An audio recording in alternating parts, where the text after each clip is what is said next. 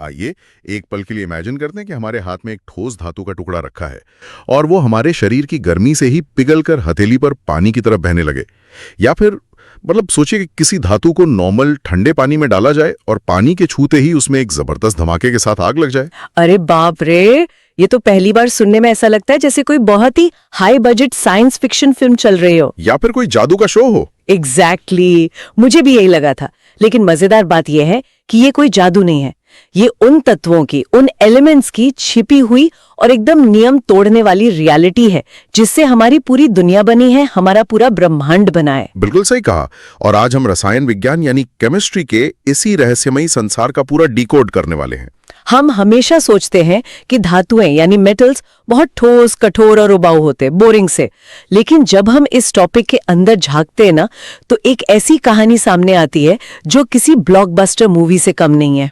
आज का हमारा मिशन सिर्फ साइंस की किताब पढ़ना नहीं है।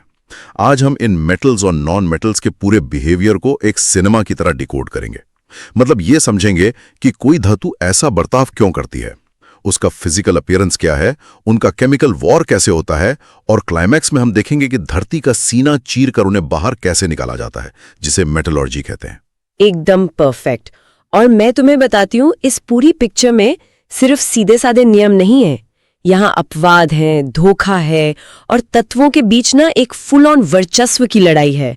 तो चलो इस ब्लॉकबस्टर को सीन बाय सीन डिकोड करते हैं। तो चलिए सबसे पहले सीन 1 से शुरू करते हैं, किरदारों का इंट्रोडक्शन। अगर हम किसी भी फिल्म को देखें तो सबसे पहले हमें हीरो के बाहरी रूप रंग को समझना होता है, यानी उनके फिजिकल प्रॉपर्टीज। बिल्कुल। तो मेरा सवाल यह है कि अगर एक धातु की पहचान करनी हो तो दिमाग में सबसे पहले क्या आता है? मेरे दिमाग में तो कोई बहुत ही चमकदार और बेहद कठोर चीज आती है। हाँ, और साइंस की भाषा में इसी चमक को धात्विक चमक या मेटालिक क्लस्टर कहते हैं। ये उनका पहला कैरेक्टरिस्टिक है। लेकिन मुझे हमेशा से एक डाउट रहता है, मतलब आखिर धातुएं इतनी कठोर होती क्यों हैं? क्या ये सिर्फ इसलिए है क्योंकि वो भारी होते हैं? नहीं, भारीपन इसका रीजन नहीं है। ये ना उनके अंदरूनी ढांचे का कमाल है। धातु के जो परमाणु होते हैं वो एक दूसरे के साथ बहुत ही मजबूती से चिपके होते हैं। इसे हम मेटालिक बॉन्डिंग कहते हैं। ये बॉन्ड इतना सॉलिड होता है कि इन्हें कठोर बना देता है। अच्छा, तो ये बॉन्डिंग ही मेन रीजन है? हाँ, लेकिन रुको, कठोरता ही उनकी इकलौती सुपर पावर नहीं है। इमेजिन करो अगर धातुएं सिर्फ कठोर होती, लाइक एक पत्थर की तरह, तो वो चोट लगने पर एक झटके में टूटकर बिखर जाती। असली जादू तो उनकी लचक में है। ओह, आप आघातवर्ध्यता और तन्यता की बात कर रही हैं, राइट? एग्जैक्टली, आघातवर्ध्यता, जिसे हम इंग्लिश में मैलिएबिलिटी कहते हैं। उसका मतलब है कि धातुओं को हथौड़े से पीट कर बिना तोड़े बेहद पतली चादरों में बदला जा सकता है, जैसे सोने और चांदी की परतें। हाँ, वो जो मिठाइयों पर चांदी का वर्क लगा होता है। बिल्कुल वही। और तन्यता यानी डक्टिलिटी का गुण तो दिमाग हिला देने वाला है। इसका मतलब है धातुओं को खींचकर पतले तार बनाना। अरे हाँ, मैंने नोट्स में एक गजब का फैक्ट पढ़ा था। मतलब सीरियसली कोई सोच भी नहीं सकता, सिर्फ 1 ग्राम सोने से, ध्यान से सुनना, 1 ग्राम जो शायद मटर के दाने से भी छोटा होता है, उससे 2 किलोमीटर लंबा तार खींचा जा सकता है ना? Mind blowing. सीरियसली। पर ये फिजिकली कैसे पॉसिबल है? मतलब जब हम किसी चीज को इतना खींच रहे हैं तो उसके एटम्स, उसके परमाणु टूटकर बिखर क्यों नहीं जाते? यही तो इस हीरो की असली ताकत है। इसे समझने के लिए धातुओं का समुद्र वाला मॉडल इमेजिन करो। धातुओं के अंदर जो इलेक्ट्रॉन होते हैं ना, वो किसी एक परमाणु के गुलाम नहीं होते। वो आजाद होकर पूरे स्ट्रक्चर में तैरते रहते हैं। इसे हम इलेक्ट्रॉनों का समुद्र कहते हैं। अच्छा, मतलब एक बहता हुआ ओशन। हाँ, तो जब सोने को खींचा जाता है, परमाणु एक दूसरे के ऊपर से फिसल जाते हैं, लेकिन वो आजाद इलेक्ट्रॉन उन्हें एक साथ गोंद की तरह जोड़े रखते हैं। इसलिए तार टूटता नहीं, खींचता चला जाता है। क्या बात है। और मुझे लगता है इन्हीं आजाद इलेक्ट्रॉनों की वजह से धातु, ऊष्मा और इलेक्ट्रिसिटी के इतने अच्छे सुचालक यानी कंडक्टर्स होते हैं, राइट? एकदम सही पकड़ा। सिल्वर और कॉपर तो इस मामले में बेस्ट है। इसीलिए हमारे घरों के तार कॉपर के बने होते हैं। और शायद यही रीजन है कि जब हम धातु पर चोट करते हैं तो एक गूंजती हुई आवाज आती है, जिसे ध्वनिक या सोनोरस प्रॉपर्टी कहते हैं। लाइक अपने स्कूल की वो पुरानी लोहे वाली घंटी की आवाज टन से बजती है जो। हाँ, बिल्कुल। वो ध्वनि ऊर्जा उसी मजबूत स्ट्रक्चर के थ्रू बहुत तेजी से ट्रैवल करती है। Make sense. लेकिन मैडम, अगर धातुएं इतनी परफेक्ट हैं, लाइक उनका ढांचा इतना मजबूत है, तो लेड और मरकरी यानी पारा ऊष्मा के इतने खराब सुचालक क्यों हैं? या फिर ये मरकरी नॉर्मल रूम टेम्परेचर पे लिक्विड अवस्था में क्यों रहता है? यहां आकर तो हीरो के सारे नियम टूट गए। और यहीं से हमारी मूवी में आता है एक जबरदस्त ट्विस्ट। किसी भी ब्लॉकबस्टर स्टोरी की तरह साइंस में भी असली मजा नियमों में नहीं है। असली मजा उन किरदारों में है जो नियम तोड़ते हैं। अवस्था या स्टेट की बात करें तो मरकरी इकलौती ऐसी धातु है जो कमरे के तापमान पर तरल रहती है। पर ऐसा क्यों? वो सॉलिड क्यों नहीं है? क्योंकि मरकरी के परमाणु थोड़े स्वार्थी होते हैं। वो अपने इलेक्ट्रॉनों को इतनी कसकर पकड़कर रखते हैं कि वो दूसरों के साथ शेयर ही नहीं करते। इसलिए वो मजबूत मेटालिक बॉन्ड बनी नहीं पाता और वो आजाद बहने लगते हैं। हाँ, समझ गया। मतलब बॉन्डिंग कमजोर रह गई। मतलब अधातुओं के गुट में ब्रोमीन इकलौता ऐसा तत्व है जो द्रव अवस्था में रहता है। और मेल्टिंग पॉइंट यानी गलनांक के अपवादों ने तो पूरी डेफिनेशन ही पलट दी है। गैलियम और सीजियम ऐसी धातुएं हैं जिनके परमाणुओं के बीच का जुड़ाव इतना कमजोर होता है कि अगर इन्हें बस हथेली पर रख लिया जाए तो हमारे शरीर की गर्मी से ही वो पिघल जाते हैं। हाँ, और एग्जाम में ये अपवाद बहुत बार पूछे जाते हैं, तो ये एक बड़ा क्लाइमैक्स पॉइंट है स्टूडेंट्स के लिए। बिल्कुल, एक धातु जो शरीर की गर्मी से पानी बन जाए, ये तो किसी जादू से कम नहीं है। और चमक के मामले में भी बड़ा धोखा होता है। हमने अभी कहा था कि धातु चमकते हैं और अधातु डल होते हैं, लेकिन आयोडीन एक अधातु है, फिर भी वो एकदम चमकीले क्रिस्टल की तरह दिखता है। सीरियसली? हाँ, और कठोरता के पैमाने पर भी बड़े बड़े विरोधाभास है। एल्कली धातुएं ले लो, लिथियम, सोडियम और पोटेशियम, ये धातु होकर भी इतनी मुलायम होती हैं कि इन्हें चाकू से पनीर या मक्खन की तरह आसानी से काटा जा सकता है। अरे बाप रे, धातु और उसे चाकू से काट लो, ये तो एकदम उल्टा हो गया। और दूसरी तरफ कार्बन है जो एक अधातु है, नॉन मेटल है, लेकिन उसका एक रूप जिसे हम डायमंड या हीरा कहते हैं, वो दुनिया का सबसे कठोर प्राकृतिक पदार्थ है। बिल्कुल, और इसके पीछे कार्बन का एक बहुत ही स्पेशल 3D आणविक ढांचा है। हीरे में हर कार्बन परमाणु अन्य 4 कार्बन परमाणुओं से एक बेहद सख्त पिरामिड वाले आकार में जुड़ा होता है। इसे तोड़ना लगभग इम्पॉसिबल है। और एक और अपवाद है ना कार्बन का, ग्रेफाइट। हाँ, चालकता का नियम तो ग्रेफाइट ने ही तोड़ा है। अधातु होने के बावजूद ग्रेफाइट इलेक्ट्रिसिटी का बहुत अच्छा सुचालक है, क्योंकि इसके ढांचे में एक इलेक्ट्रॉन आजाद घूमने के लिए मौजूद रहता है। तो मॉरल ऑफ द स्टोरी ये है कि किसी तत्व को सिर्फ बाहर से देखकर उसकी असलियत का अंदाजा नहीं लगाया जा सकता। वाओ, अंदरूनी ढांचा ही सब कुछ तय करता है। तो ये तो हो गया हमारे किरदारों और उनके फिजिकल लुक का इंट्रोडक्शन। लेकिन यार, कोई भी मूवी तब तक मजेदार नहीं होती जब तक उसमें थोड़ा एक्शन और फाइट सीक्वेंस ना हो। एकदम सही। अब टाइम है एक्शन का। तो जब ये धातु और अधातु बाहर की दुनिया से टकराते हैं, मतलब हवा से, पानी से या एसिड से, तब क्या होता है? चलिए इनके केमिकल प्रॉपर्टीज के इस युद्ध के मैदान में उतरते हैं। ये पार्ट सच में धमाकों से भरा है। जब धातु में हवा में मौजूद ऑक्सीजन के साथ रिएक्शन करती हैं, यानी जलती हैं, तो धातु ऑक्साइड बनता है। लेकिन हर धातु इस युद्ध में अलग स्टाइल से लड़ती है। सबका अपना अपना सिग्नेचर मूव है। बिल्कुल। पोटाशियम और सोडियम इतने उग्र स्वभाव के हैं, इतने एग्रेसिव हैं कि अगर इन्हें बस खुली हवा में टेबल पर रख दिया जाए तो ऑक्सीजन के टच में आते ही ये तुरंत आग पकड़ लेते हैं, एकदम ब्लास्ट। अरे बाप रे, ऐसा लगता है जैसे ये ऑक्सीजन से मिलने के लिए कुछ ज्यादा ही डेस्परेट हैं। लेकिन आणविक स्तर पर, मॉलिक्यूलर लेवल पर ऐसा होता क्यों है? इसका रीजन है उनकी सबसे बाहरी कक्षा। उसमें सिर्फ एक इकलौता इलेक्ट्रॉन होता है जिसे वो किसी भी तरह से बस छोड़ना चाहते हैं। अच्छा, ताकि वो स्टेबल हो सके। एग्जैक्टली। जैसे ही ऑक्सीजन उनके सामने आती है, ये तुरंत वो इलेक्ट्रॉन उसे दे देते हैं। और इस प्रोसेस में इतनी भारी एनर्जी निकलती है कि तुरंत आग लग जाती है। यही वजह है कि सेफ्टी के लिए एग्जाम में भी ये सवाल आता है, इन्हें हमेशा केरोसिन के तेल में डुबोकर रखा जाता है ताकि हवा और नमी से इनका कांटेक्ट कट जाए। वाओ, केरोसिन में रखना पड़ता है। ये तो एकदम साइको विलेन वाले कैरेक्टर्स हो गए। और फिर आते हैं कुछ शांत और समझदार योद्धा, जैसे मैग्नीशियम, एल्यूमिनियम, जिंक और लेड। हाँ, ये थोड़े डिफेंसिव प्लेयर्स हैं। राइट। मैंने पढ़ा था कि नॉर्मल टेम्परेचर पर ये उग्र होकर जलते नहीं है, बल्कि इनके ऊपर ऑक्साइड एक पतली सी रक्षक परत चढ़ जाती है। लाइक इमेजिन करो, इन्होंने ऑक्सीजन के पहले वार को झेलकर अपने लिए एक बुलेट प्रूफ जैकेट बना लियो। क्या बात है, बहुत ही सटीक विजुअल है ये। ये जैकेट उन्हें आगे बर्बाद होने से बचाती है। और आयरन यानी लोहा भी बहुत अजीब बिहेव करता है इस वॉर में। लोहा क्या करता है? अगर लोहे की एक बड़े टुकड़े को तुम आग में गर्म करो तो वो नहीं जलता, लेकिन अगर उसी लोहे का बारीक चूर्ण मतलब आयरन फाइलिंग्स आग की लपटों में डाल दो तो वो फुलझड़ी की तरह बहुत तेजी से जलने लगता है। अच्छा, ऐसा क्यों? चूर्ण क्यों जलता है? क्योंकि बारीक चूर्ण को ऑक्सीजन के साथ रिएक्ट करने के लिए बहुत ज्यादा सरफेस एरिया मिल जाता है, और वहीं दूसरी तरफ हमारे गोल्ड और सिल्वर हैं। वो तो एकदम वीआईपी है। हाँ, वो इस युद्ध से बिल्कुल बाहर हैं। वो इतने शांत हैं कि बहुत हाई टेम्परेचर पर भी ऑक्सीजन से कोई रिएक्शन नहीं करते। लेकिन मैम, इस केमिकल वॉर में कुछ बहुत ही स्मार्ट डबल एजेंट्स भी मौजूद हैं, जिन्हें हम साइंस में उभयधर्मी ऑक्साइड या एम्फोटेरिक ऑक्साइड्स कहते हैं। आहा, ये एग्जामिनर्स का फेवरेट टॉपिक है। मुझे ये कॉन्सेप्ट वाकई कमाल का लगा। ये ऐसे मेटल ऑक्साइड्स हैं जो एसिड और बेस दोनों के साथ अभिक्रिया करके लवण यानी सॉल्ट और पानी बना लेते हैं। बिल्कुल, एल्यूमिनियम ऑक्साइड और जिंक ऑक्साइड इसके सबसे क्लासिक उदाहरण हैं। ये अपनी प्रकृति हालात के हिसाब से बदल लेते हैं। मतलब मुझे तो ये उभयधर्मी ऑक्साइड्स बिल्कुल उन चालाक पॉलिटिशियंस की तरह लगते हैं जो चुनाव में हवा का रुख देखकर अपना पाला बदल लेते हैं। हाँ, सही कहा। लाइक जब उनके सामने कोई एसिड आता है तो वे सीना तान कर कहते हैं, भाई मैं तो बेस हूं, और जब उनके सामने कोई बेस आता है तो तुरंत रूप बदलकर एसिड बन जाते हैं।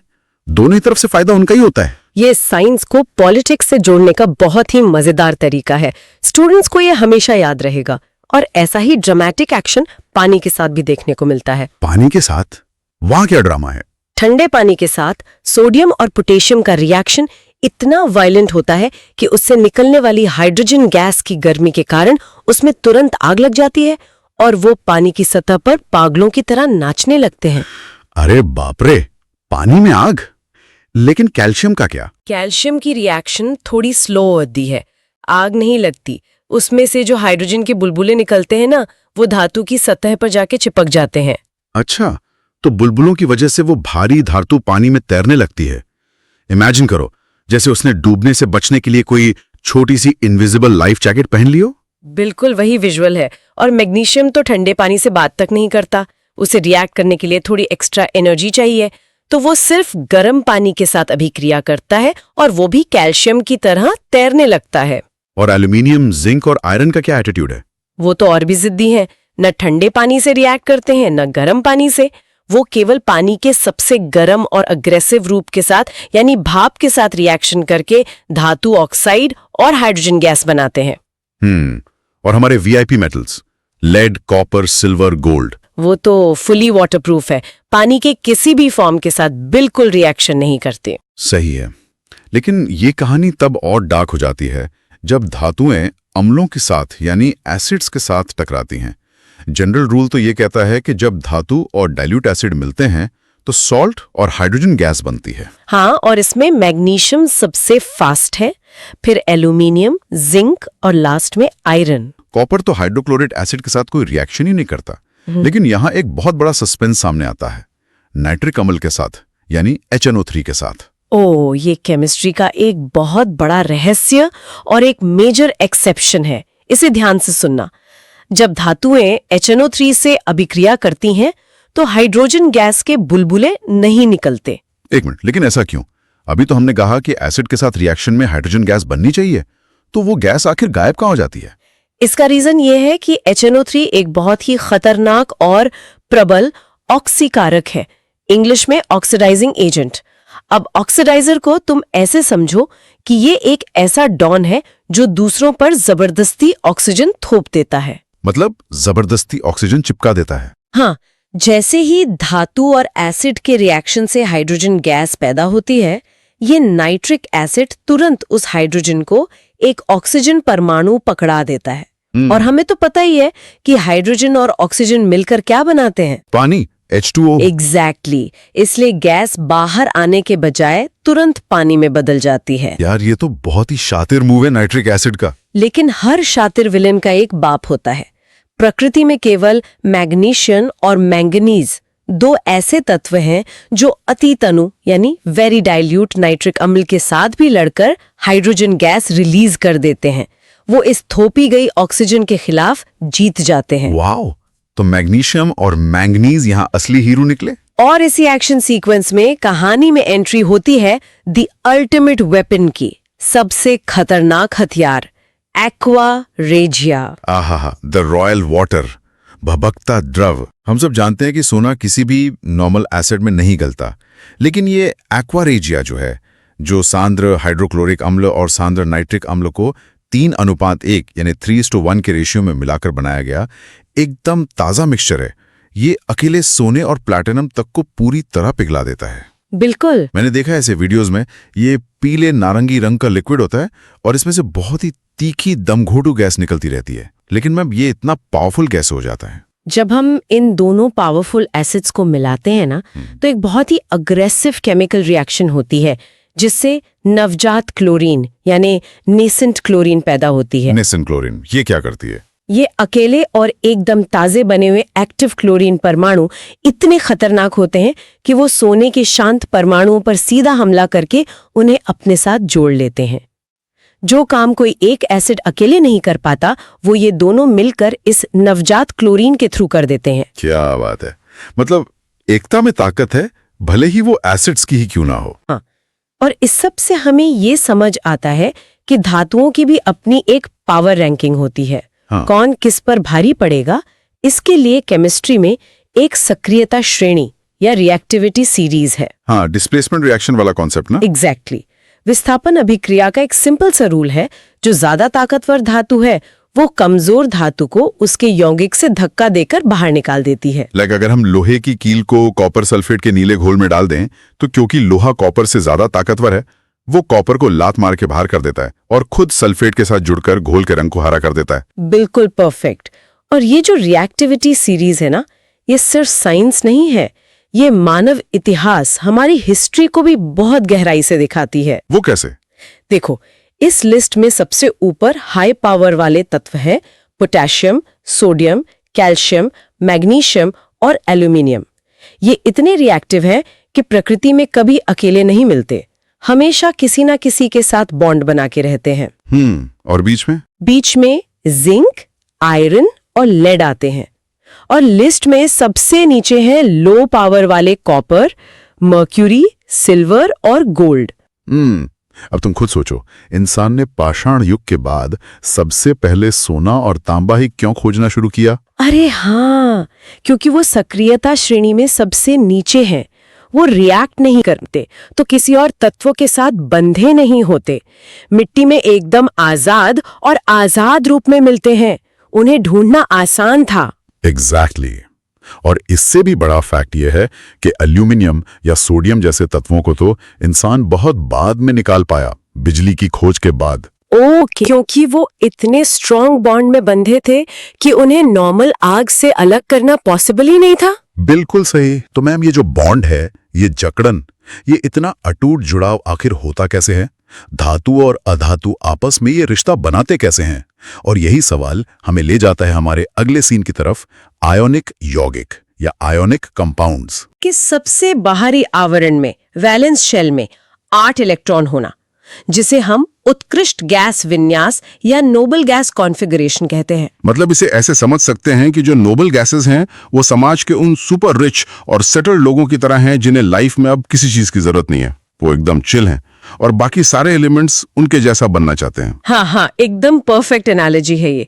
और इस परफेक्शन को पाने के लिए ही एक लेन देन का रिश्ता बनता है। धातुएं जो होती हैं, उनके पास एक्स्ट्रा इलेक्ट्रॉन होते हैं, तो वो अपने बाहरी कोश से इलेक्ट्रॉन दान करके धन आयन यानी कैटायन बनाती हैं, पॉजिटिव आयन। जैसे सोडियम, उसके पास एक एक्स्ट्रा इलेक्ट्रॉन है तो वो उसे खुशी खुशी दे देता है। हाँ, और दूसरी तरफ अधातुएं हैं जिन्हें उस इलेक्ट्रॉन की सख्त जरूरत है, तो वो उस इलेक्ट्रॉन को एक्सेप्ट करके ऋण आयन यानी एनायन बनाती हैं, नेगेटिव आयन। जैसे क्लोरीन एक इलेक्ट्रॉन ले लेता है। और फिर जब एक पॉजिटिव और एक नेगेटिव आयन आमने सामने आते हैं तो ऑपोजिट चार्जेस के बीच एक चुंबक जैसा भारी अट्रैक्शन होता है, जिसे स्थिर वैद्युत आकर्षण बल या इलेक्ट्रोस्टैटिक फोर्स कहते हैं। बिल्कुल, इसी फोर्स से वो जुड़कर एक 3D क्रिस्टल जालक बनाते हैं।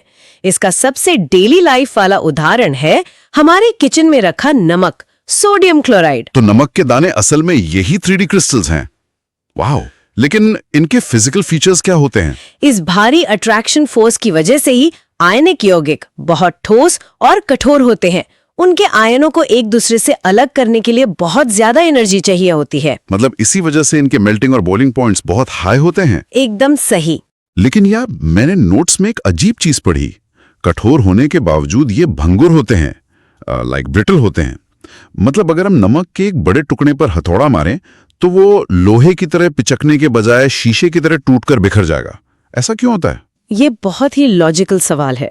देखो, जब हम क्रिस्टल पर हथौड़े से चोट मारते हैं ना, तो अंदर जो आयंस की लेयर्स होती हैं वो खिसक जाती हैं। अच्छा, लेयर स्लिप हो जाती हैं। हाँ, और खिसकने से क्या होता है कि एक समान आवेश वाले आयन, मतलब प्लस के सामने प्लस और माइनस के सामने माइनस आ जाते हैं। ओहो, और हमें पता है कि सेम चार्जेस एक दूसरे को रिपेल करते हैं, धकेलते हैं। एग्जैक्टली वो एक दूसरे को इतनी जोर से धक्का देते हैं कि पूरा का पूरा क्रिस्टल एक झटके में टूटकर बिखर जाता है। वाओ, ये तो पूरा फिजिक्स और केमिस्ट्री का मिक्स हो गया।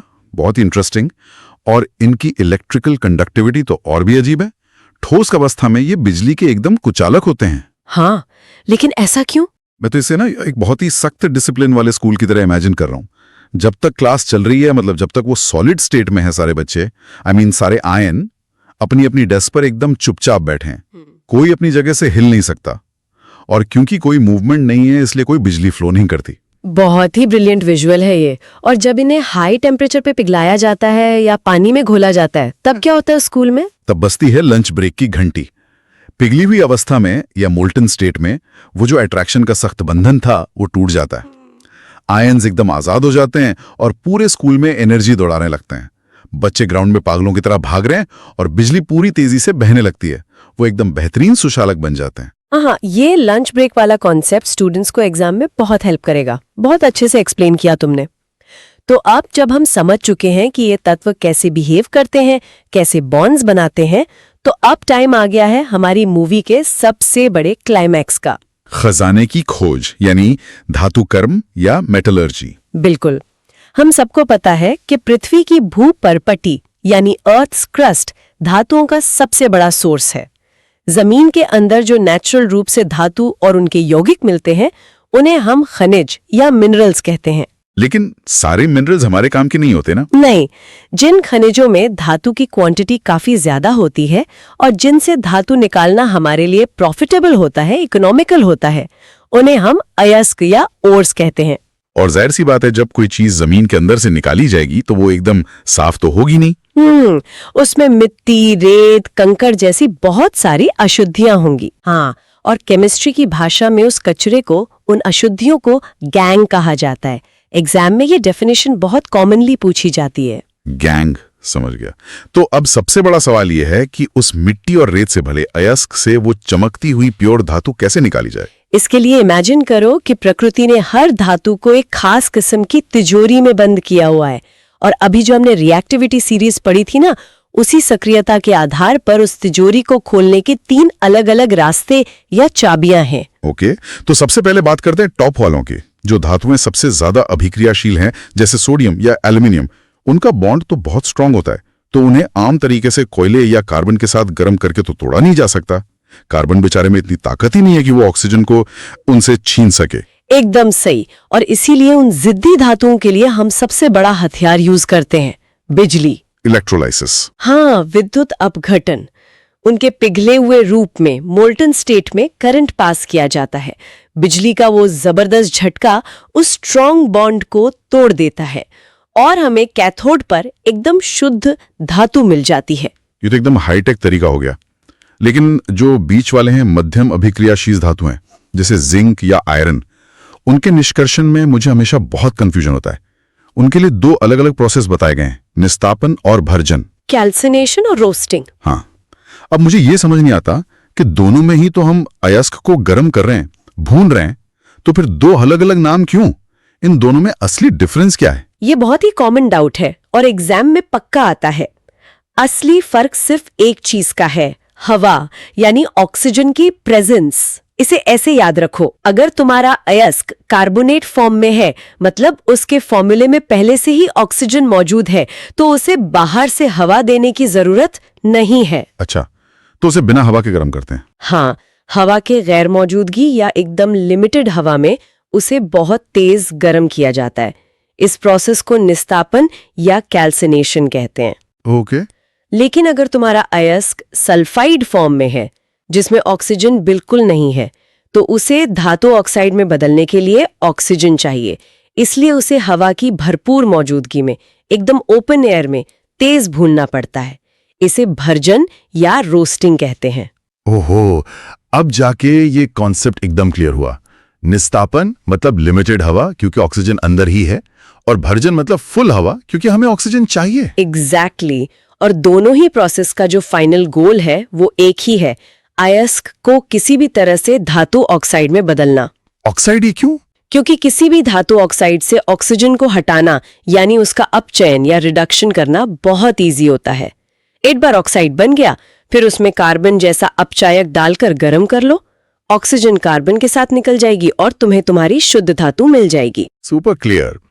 और आखिर में जो सबसे कम अभिक्रियाशील धातुएं हैं, जो लिस्ट में सबसे नीचे हैं, लाइक कॉपर या मर्क्यूरी, वो बहुत सिंपल है। वो मेनली सल्फाइड अयस्कों के रूप में ही मिलती हैं। वो इतने कमजोर बॉन्ड में होती हैं कि उनके लिए बस हवा में गर्म करना यानी सिर्फ भर्जन करना ही काफी होता है। बस गर्म करो और काम खत्म। हाँ, गर्मी से ही वो पहले ऑक्साइड में और फिर सीधा धातु में टूट जाती हैं। किसी रिडक्शन प्रोसेस की एक्स्ट्रा जरूरत नहीं पड़ती। और फिर अंत में इन सभी धातुओं का परिष्करण या रिफाइनिंग कर लिया जाता है ताकि जो भी 1-2% बची खुची अशुद्धियां हों वो भी निकल जाएं। वाओ, मतलब प्रकृति का ये पूरा सिस्टम कितना सटीक और सोच समझकर डिजाइन किया गया है। फिजिकल प्रॉपर्टीज की उस चमक और लचक से लेकर पानी और एसिड के साथ वो ड्रामेटिक केमिकल वॉर, और फिर आयोनिक बॉन्ड्स का वो लेन देन, और आखिर में मेटलर्जी की ये खजाने की खोज। है ना एक परफेक्ट ब्लॉकबस्टर मूवी? बिल्कुल। हर एक रूल और हर एक एक्सेप्शन एक बहुत ही डीप और लॉजिकल कहानी का हिस्सा है। और यही केमिस्ट्री की, विज्ञान की सबसे बड़ी ब्यूटी है। ये एलिमेंट सिर्फ हमारी किताबों के पन्नों में या पीरियोडिक टेबल में कैद नहीं है। सही बात है। हमारे घरों के पिलर्स से लेकर हमारे गाड़ियों तक और यहाँ तक कि हमारे शरीर के अंदर चल रहे ब्लड फ्लो तक, ये धातु और अधातु हर सेकंड अपना रोल प्ले कर रहे हैं। ये सच में सोचने वाली बात है मैम। और आज के इस डीप डाइव को खत्म करते करते मेरे दिमाग में एक ऐसा थॉट आ रहा है जो शायद हम सबको साइंस को एक अलग नजरिए से देखने पर मजबूर कर देगा। अच्छा, वो क्या? हम इंसानों का ये जो पूरा शरीर हमारा डीएनए, हमारी कोशिकाएं, ये सब मेनली अधातुओं से बना है। कार्बन, ऑक्सीजन, नाइट्रोजन, हाइड्रोजन, एक तरह से हम सब अधातुओं का ही एक चलता फिरता ढांचा है। ट्रू। लेकिन अगर हम अपने चारों तरफ देखें तो हमारी पूरी की पूरी मॉडर्न सिविलाइजेशन, ये गगनचुंबी इमारतें, हवाई जहाज, हमारे स्मार्टफोन्स, ये सब धातुओं की नींव पर खड़े हैं। लोहे, तांबे और एल्यूमिनियम पर। मानव इतिहास ने अब तक हमेशा इन दोनों के बीच एक क्लियर लाइन देखी है, बायोलॉजी अलग और मेटल अलग। बिल्कुल। लेकिन जरा इमेजिन करो जब फ्यूचर की टेक्नोलॉजी इन दोनों के बीच की इस लाइन को पूरी तरह से मिटा देगी, जब बायोमेटल्स हमारी नसों में दवाइयों को लेकर ब्लड के साथ दौड़ेंगे, या जब हम ऐसे सिंथेटिक अंगों का निर्माण करेंगे जो धातु और हमारे बायोलॉजिकल टिश्यूज का एक ऐसा मिक्सचर होंगे जिसे आज हम सोच भी नहीं सकते। Goose bumps. तो मानवता के विकास का, एवोल्यूशन का वो अगला फेज कैसा